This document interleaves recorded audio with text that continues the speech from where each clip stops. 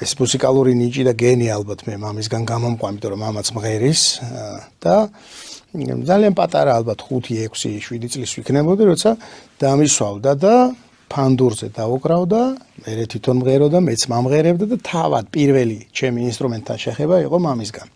მამამ მასწავლა მე ფანდურზე დაკვრა. რაღაც ისტორიული საგვარეულო ფანდური გქონდა და დღესაც გვაქვს სახში და ამ ფანდურზე უკრავდით. ბუნებრივია არც შუქი, არც გაზი, გაზზე ხო ზედმეტი იყო ლაპარაკი, გაზის ფიცრება ეხლა ხანს მოხდა ბოლო რაღაცა წლებში.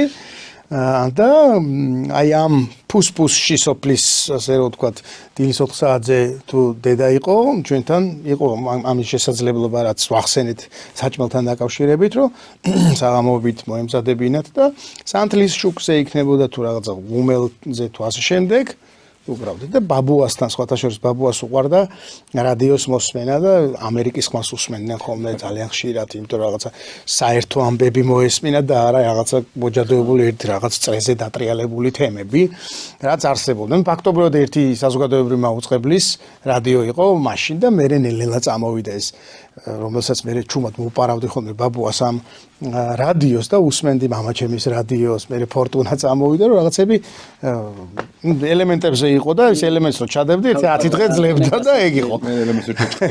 კი.